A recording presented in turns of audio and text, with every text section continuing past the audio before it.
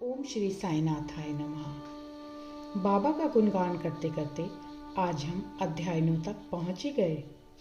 इस अध्याय में विदा होते समय बाबा की आज्ञा का पालन और अवज्ञा करने के परिणामों के कुछ उदाहरण, भिक्षावृत्ति और उसकी आवश्यकता तथा भक्तों के अनुभव आदि विषयों का वर्णन किया जाएगा। गत अध्याय के अंत में केवल इतना ही संकेत किया गया था कि लौटते समय जिन्होंने बाबा के आदेशों का पालन किया वे सकुशल घर लौटे और जिन्होंने अवज्ञा की उन्हें दुर्घटनाओं का सामना करना पड़ा। इस अध्याय में यह कथन अन्य कई पुष्टिकारक घटनाओं और अन्य विषयों के साथ विस्तार पूर्वक समझाया जाएगा। आइए शिरडी यात्रा की विशेषता के बारे में चर्चा करें।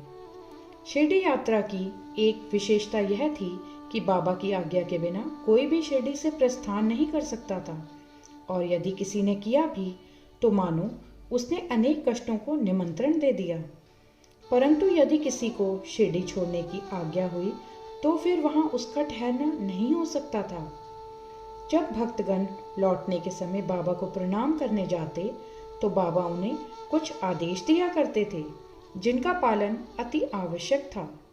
यदि इन आदेशों की अवज्ञा कर कोई लौट गया तो निश्चय ही उसे किसी न किसी दुर्घटना का सामना करना पड़ता था। ऐसे कुछ उदाहरण यहाँ दिए गए हैं।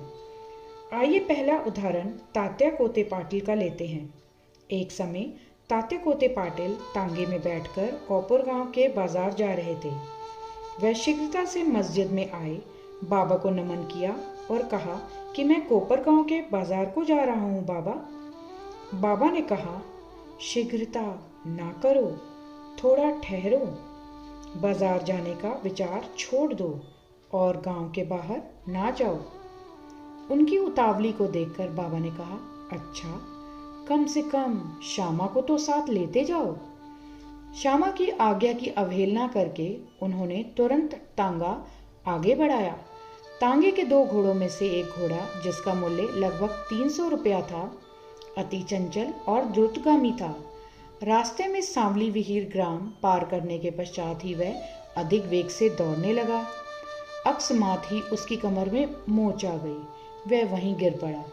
यद्यपि तात्या को अधिक चोट तो न आई, परंतु उन्हें अपनी साई माँ के आदेशों की स्मृति अवश्य हो गई। एक अन्य अवसर पर कुल्हार ग्राम को जाते हुए उन्होंने बाबा के आदेशों की अवज्ञा की थी और ऊपर वर्णित घटना के समान ही दुर्घटना का उन्हें सामना करना पड़ा था। ऐसे ही एक यूरोपियन महाशय की कथा आपको सुनाती हूँ। एक समय बंबई के एक यूरोपियन महाशय नाना साहेब चांदोरकर से परिचय पत्र प्राप्त कर किसी विशेष कार्य से शिरडी आए। उन्हें एक आलीशान तंबू में ठहराया गया। वह तो बाबा के समक्ष नत होकर कर कमलों का चुंबन करना चाहते थे। इसी कारण उन्होंने 3 बार मस्जिद की सीढ़ियों पर चढ़ने का प्रयत्न किया, परंतु बाबा ने उन्हें अपने समीप आने से रोक दिया। उन्हें आंगन में ही ठहरने और वहीं से दर्शन करने की आज्ञा मिली। इस विचित्र स्वागत से अप्रसन्न होकर उन्होंने शीघ्र ही शिरडी से प्रस्थान करने का विचार किया और विदा लेने के हेतु वे वहां आए। बाबा ने उन्हें दूसरे दिन जाने और शीघ्रता न करने की राय दी। अन्य भक्तों ने भी उनसे बाबा के आदेश का पालन करने की प्रार्थना की, परंतु वे सबकी उपेक्षा कर तांगे में बैठकर रवाना हो गए। कुछ दूर तक तो घोड़े ठीक ठीक चलते रहे, परंतु सांवली विहीर नामक गांव पार करने पर एक बाइसिकल सामने से आई, जिसे देखकर घोड़े भयभीत हो गए और द्रुत गति से दौड़ने लगे। फलस्वरूप तांगा उलट गया और महाशय जी नीचे लुढ़क गए और कुछ दूर तक तांगे के साथ साथ घिसटते चले गए। लोगों ने तुरंत ही दौड़कर उन्हें बचा लिया, परंतु चोट अधिक आने के कारण उन्हें कोपर गांव के अस्पताल में शरण लेनी पड़ी। इस घटना से भक्तों ने शिक्षा ग्रहण की कि जो बाबा के आदेशों की अवहेलना करते हैं उन्हें किसी न किसी प्रकार की दुर्घटना का शिकार होना ही पड़ता है, और जो आज्ञा का पालन करते हैं वह सकुशल और सुखपूर्वक घर पहुंच जाते हैं। आइए अब ये जानते हैं कि भिक्षावृत्ति की आवश्यकता क्या है और क्यों। अब हम भिक्षावृत्ति के प्रश्न पर विचार करेंगे। संभव है कुछ लोगों के मन में संदेह उत्पन्न हो कि जब बाबा इतने श्रेष्ठ पुरुष थे तो फिर उन्होंने आजीवन भिक्षावृत्ति पर ही क्यों निर्वाह किया। इस प्रश्न को दो दृष्टिकोणों से समक्ष रखकर हल किया जा सकता है। पहला दृष्टिकोण, भिक्षावृत्ति पर निर्वाह करने का कौन अधिकारी है।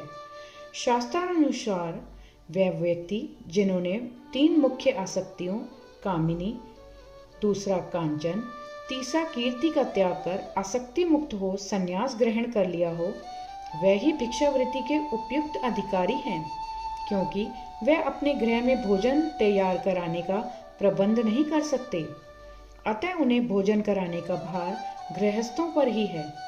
श्री साईं बाबा ना तो गृहस्थ थे और ना वानप्रस्थी, वह तो बाल ब्रह्मचारी थे। उनकी यह दृढ़ भावना थी कि विश्व ही मेरा गृह है। वह तो स्वयं ही भगवान वासुदेव विश्व पालन करता तथा पर ब्रह्म थे। अतः वह भिक्षा उपार्जन के पूर्ण अधिकारी थे। दूसरा दृष्टिकोण, पंच सुना, 5 पाप और उनका प्रायश्चित। सबको यह ज्ञात है कि भोजन सामग्री या रसोई बनाने के लिए गृहस्थाश्रमियों को 5 प्रकार की क्रियाएं करनी पड़ती हैं। पहली कंडनी यानी पीसना, दूसरी पेशनी यानी दलना, तीसरी उदकुंबी यानी बावड़ी से पानी निकालना, चौथी मार्जनी यानी मांजना और धोना, 5वीं चूली यानी चूल्हा सुलगाना। इन क्रियाओं के परिणाम स्वरूप अनेक कीटाणुओं और जीवों का नाश होता है और इस प्रकार गृहस्थाश्रमियों को पाप लगता है। इन पापों के प्रायश्चित स्वरूप शास्त्रों ने 5 प्रकार के योग करने की आज्ञा दी है। अर्थात पहला ब्रह्म यज्ञ अर्थात वेदाध्ययन, ब्रह्म को अर्पण करना या वेद का अध्ययन करना। दूसरा पितृ यज्ञ, पूर्वजों को दान। तीसरा देव यज्ञ, देवताओं को बलि। चौथा भूत यज्ञ, प्राणियों को दान। 5वां मनुष्य यज्ञ, मनुष्यों और अतिथियों को दान। यदि ये कर्म विधि पूर्वक शास्त्रानुसार किए जाएं तो चित्त शुद्ध होकर ज्ञान और आत्मानुभूति की प्राप्ति सुलभ हो जाती है। बाबा द्वार द्वार पर जाकर गृहस्थाश्रमियों को इस पवित्र कर्तव्य की स्मृति दिलाते रहते थे और वह लोग अत्यंत भाग्यशाली थे जिन्हें घर बैठे ही बाबा से शिक्षा ग्रहण करने का अवसर मिल जाता था। आइए अब हम भक्तों के अनुभव को सुने। अब हम अन्य मनोरंजक विषयों का वर्णन करते हैं। भगवान कृष्ण ने गीता में कहा है कि जो मुझे भक्ति पूर्वक केवल एक पत्र, फूल, फल या जल भी अर्पण करता है तो मैं उस शुद्ध अंतःकरण वाले भक्त के द्वारा अर्पित की गई वस्तु को सहर्ष स्वीकार कर लेता हूँ। यदि भक्त सचमुच में श्री साईं बाबा को कुछ भेंट देना चाहता था और बाद में यदि उसे अर्पण करने की विस्मृति भी हो गई तो बाबा उसे या उसके मित्र द्वारा उस भेंट की स्मृति कराते और भेंट देने के लिए कहते तथा भेंट प्राप्त कर उसे आशीष देते थे। नीचे कुछ ऐसी ही घटनाओं का वर्णन किया गया है। तरखट कुटुंब। श्री रामचंद्र आत्माराम उपनाम बाबा साहेब तरखट पहले प्रार्थना समाजी थे, तथापि वे बाबा के परम भक्त थे। उनकी स्त्री और पुत्र तो बाबा के एकनिष्ठ भक्त थे। एक बार उन्होंने ऐसा निश्चय किया कि पुत्र व उसकी माँ ग्रीष्मकालीन छुट्टियां शिरडी में ही व्यतीत करे, परंतु पुत्र बांद्रा छोड़ने को सहमत ना हुआ। उसे भय था कि बाबा का पूजन घर में विधि पूर्वक ना हो सकेगा, क्योंकि पिताजी प्रार्थना समाजी हैं और संभव है कि वह श्री साईं बाबा के पूजन आदि का उचित ध्यान ना रख सकें। परंतु पिता के आश्वासन देने पर कि पूजन यथाविधि ही होता रहेगा, माँ और पुत्र ने एक शुक्रवार की रात्रि में शिरडी को प्रस्थान कर दिया। दूसरे दिन शनिवार को श्रीमान तरखट ब्रह्म मुहूर्त में उठे और स्नान आदि कर पूजन प्रारंभ करने के पूर्व बाबा के समक्ष साष्टांग दंडवत करके बोले, हे बाबा, मैं ठीक वैसा ही आपका पूजन करता रहूंगा जैसे कि मेरा पुत्र करता रहा है, परंतु कृपा कर इसे शारीरिक परिश्रम तक ही सीमित न रखना। ऐसा कहकर उन्होंने पूजन आरंभ कर दिया और मिश्री का नैवेद्य अर्पित किया, जो दोपहर के भोजन के बाद प्रसाद के रूप में वितरित कर दिया गया। उस दिन की संध्या तथा अगला दिन इतवार भी निर्विघ्न व्यतीत हो गया। सोमवार को उन्हें ऑफिस जाना था, परंतु वह दिन भी निर्विघ्न निकल गया। श्री तरखड़ ने इस प्रकार अपने जीवन में कभी पूजा न की थी। उनके हृदय में अति संतोष हुआ कि पुत्र को दिए गए वचनानुसार पूजा यथाक्रम संतोषपूर्वक चल रही है। अगले दिन मंगलवार को सदैव की भांति उन्होंने पूजा की और ऑफिस को चले गए। दोपहर को घर लौटने पर जब वे भोजन को बैठे तो थाली में प्रसाद न देखकर उन्होंने अपने रसोइये से इस संबंध में प्रश्न किया। रसोइये ने बतलाया कि आज विस्मृतिवश वे नैवेद्य अर्पण करना भूल गए हैं। यह सुनकर वह तुरंत अपने आसन से उठे और बाबा को दंडवत कर क्षमा याचना करने लगे तथा बाबा से उचित पथ प्रदर्शन न करने तथा पूजन को केवल शारीरिक परिश्रम तक ही सीमित रखने के लिए उलाहना देने लगे।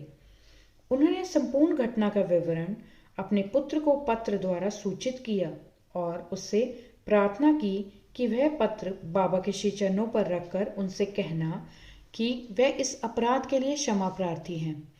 यह घटना बांद्रा में लगभग दोपहर को हुई थी और उसी समय शिरडी में जब दोपहर की आरती प्रारंभ होने ही वाली थी कि बाबा ने श्रीमती तरखड़ से कहा, माँ, मैं आज कुछ भोजन पाने के विचार से तुम्हारे घर बांद्रा गया था। द्वार में ताला लगा देखकर भी मैं किसी प्रकार गृह में प्रवेश कर गया, परंतु वहां देखा कि भाऊ मेरे लिए कुछ भी खाने को नहीं रख गए हैं, अतः मैं भूखा ही लौट आया हूँ। किसी को भी बाबा के वचनों का अभिप्राय समझ में नहीं आया, परंतु उनका पुत्र जो समीप ही खड़ा था सब कुछ समझ गया कि बांद्रा में पूजन में कुछ तो त्रुटि हो गई है। इसलिए वह बाबा से लौटने की अनुमति मांगने लगा, परंतु बाबा ने आज्ञा ना दी और वही पूजन करने का आदेश दिया। उनके पुत्र ने शिरडी में जो कुछ हुआ उसे पत्र में लिखकर पिता को भेजा और भविष्य में पूजन में सावधानी बरतने की विनती की। दोनों पत्र डाक द्वारा दूसरे दिन दोनों पक्षों को मिले। क्या यह घटना आश्चर्यपूर्ण नहीं है? आइए अब देखें कि श्रीमती तरखड़ के साथ क्या हुआ।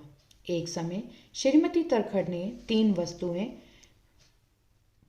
भरित भुर्ता यानी मसाला मिश्रित भुना हुआ बैंगन और दही, दूसरा काचार्या बैंगन के गोल टुकड़े घी में तले हुए और पेड़ा बाबा के लिए भेजी। बाबा ने उन्हें किस प्रकार स्वीकार किया, आइए अब देखते हैं। बांद्रा के श्री रघुवीर भास्कर पुरंदरे बाबा के परम भक्त थे। एक समय वह शिरडी को जा रहे थे। श्रीमती तरखड़ ने श्रीमती पुरंदरे को 2 बैंगन दिए और उनसे प्रार्थना की कि शिरडी पहुंचने पर वह एक बैंगन का भुर्ता और दूसरे का काचार्या बनाकर बाबा को भेंट कर दें। शिरडी पहुंचने पर श्रीमती पुरंदरे भुर्ता लेकर मस्जिद गई। बाबा उसी समय भोजन को बैठे ही थे। बाबा को वह भुर्ता बड़ा स्वादिष्ट प्रतीत हुआ, इस कारण उन्होंने थोड़ा थोड़ा सभी को वितरित किया। इसके पश्चात ही बाबा ने काचार्या लाने को कहा। राधा कृष्ण माई के पास संदेशा भेजा गया कि बाबा काचार्या मांग रहे हैं। वह बड़े असमंजस में पड़ गई कि अब क्या करना चाहिए। बैंगन की तो अभी ऋतु ही नहीं है। अब समस्या उत्पन्न हुई कि बैंगन किस प्रकार उपलब्ध हो। जब इस बात का पता लगाया गया कि भुर्ता लाया कौन था, तब ज्ञात हुआ कि बैंगन श्रीमती पुरंदरे लाई थी तथा उन्हें ही काचार्या बनाने का कार्य सौंपा गया था। अब प्रत्येक को बाबा की इस पूछताछ का अभिप्राय विदित हो गया और सबको बाबा की सर्वज्ञता पर महान आश्चर्य हुआ। दिसंबर सन 1915 में श्री गोविंद बालाराम मानकर शिरडी जाकर वहां अपने पिता की अंत्येष्टि क्रिया करना चाहते थे। प्रस्थान करने से पूर्व वे श्रीमती तरखड़ से मिलने आए। श्रीमती तरखड़ बाबा के लिए कुछ भेंट शिरडी भेजना चाहती थी। उन्होंने पूरा घर छान डाला, परंतु केवल एक पेड़े के अतिरिक्त कुछ न मिला और वह पेड़ा भी अर्पित नैवेद्य का था। बालक गोविंद ऐसी परिस्थिति देखकर रोने लगा, परंतु फिर भी अति प्रेम के कारण वही पेड़ा बाबा के लिए भेज दिया। उन्हें पूर्ण विश्वास था कि बाबा उसे अवश्य स्वीकार कर लेंगे। शिरडी पहुंचने पर गोविंद मानकर बाबा के दर्शनार्थ गए, परंतु वहां पेड़ा ले जाना भूल गए। बाबा यह सब चुपचाप देखते रहे, परंतु जब वह पुनः संध्या समय बिना पेड़ा लिए हुए वहां पहुंचा तो फिर बाबा शांत ना रह सके और उन्होंने पूछा कि तुम मेरे लिए क्या लाए हो। उत्तर मिला, कुछ नहीं। बाबा ने पुनः प्रश्न किया और उसने वही उपयुक्त उत्तर फिर दोहरा दिया। अब बाबा ने स्पष्ट शब्दों में पूछा, क्या तुमको माँ ने चलते समय कुछ मिठाई नहीं दी थी? अब उसे स्मृति हो आई और वह बहुत ही लज्जित हुआ तथा बाबा से क्षमा याचना करने लगा। वह दौड़कर शीघ्र ही वापस गया और पेड़ा लाकर बाबा के सम्मुख रख दिया। बाबा ने तुरंत ही पेड़ा खा लिया। इस प्रकार श्रीमती तरखड़ की भेंट बाबा ने स्वीकार की और भक्त मुझ पर विश्वास करता है, इसीलिए मैं स्वीकार कर लेता हूँ। यह भगवत वचन सिद्ध हुआ। आइए अब हम बाबा का संतोषपूर्वक भोजन करने की कथा सुनते हैं। एक समय श्रीमती तरखड़ शिरडी आई हुई थी। दोपहर का भोजन प्रायः तैयार हो चुका था और थालियां परोसी जा रही थी कि उसी समय वहां एक भूखा कुत्ता आया और भौंकने लगा। श्रीमती तरखड़ तुरंत उठी और उन्होंने रोटी का एक टुकड़ा कुत्ते को डाल दिया। कुत्ता बड़ी रुचि के साथ उसे खा गया। संध्या के समय जब वे मस्जिद में जाकर बैठी तो बाबा ने उनसे कहा, माँ, आज तुमने मुझे बड़े प्रेम से खिलाया। मेरी भूखी आत्मा को बड़ी सांत्वना मिली है। सदैव ऐसा ही करती रहो, तुम्हें कभी न कभी इसका उत्तम फल अवश्य प्राप्त होगा। इस मस्जिद में बैठकर मैं कभी असत्य नहीं बोलूंगा। सदैव मुझ पर ऐसा ही अनुग्रह करती रहो। पहले भूखों को भोजन कराओ और बाद में तुम भोजन किया करो। इसे अच्छी तरह ध्यान में रखो। बाबा के शब्दों का अर्थ उनकी समझ में ना आया, इसलिए उन्होंने प्रश्न किया, भला मैं किस प्रकार भोजन करा सकती हूँ बाबा? मैं तो स्वयं दूसरों पर निर्भर हूँ और उन्हें दाम देकर भोजन प्राप्त करती हूँ। बाबा कहने लगे, उस रोटी को ग्रहण कर मेरा हृदय तृप्त हो गया है और अभी तक मुझे डकारें आ रही हैं। भोजन करने से पूर्व तुमने जो कुत्ता देखा था और जिसे तुमने रोटी का टुकड़ा दिया था, वह यथार्थ में मेरा ही स्वरूप था। और इसी प्रकार अन्य प्राणी जैसे कि बिल्लियाँ, सूअर, मक्खियाँ, गाय आदि मेरे ही स्वरूप हैं। मैं ही उनके आकारों में डोल रहा हूँ। जो इन सब प्राणियों में मेरा दर्शन करता है वह मुझे अत्यंत प्रिय है। इसलिए द्वैत या भेदभाव भूलकर तुम मेरी सेवा किया करो। इस अमृततुल्य उपदेश को ग्रहण कर वह द्रवित हो गई और उनकी आंखों से अश्रुधारा बहने लगी। गला रुंध गया और उनके हर्ष का पारावार ना रहा। आइए अब देखते हैं इस पूरी कथा में बाबा से हमें क्या शिक्षा मिलती है। बाबा कहते हैं कि समस्त प्राणियों में ईश्वर दर्शन करो। यही इस अध्याय की शिक्षा है। उपनिषद, गीता और भागवत का यही उपदेश है कि ईशावास्यमिदं सर्वम, सब प्राणियों में ईश्वर का ही वास है। इसका प्रत्यक्ष अनुभव करो। अध्याय के अंत में बतलाई गई घटना तथा अन्य अनेक घटनाएं जिनका लिखना अभी शेष है, स्वयं बाबा ने प्रत्यक्ष उदाहरण प्रस्तुत कर दिखाया कि किस प्रकार उपनिषदों की शिक्षा आचरण में लाना चाहिए। इस प्रकार श्री साईं बाबा शास्त्र ग्रंथों की शिक्षा दिया करते थे। श्री सद्गुरु साईनाथार्पणमस्तु। शुभम भवतु। अध्याय 9 संपूर्णम।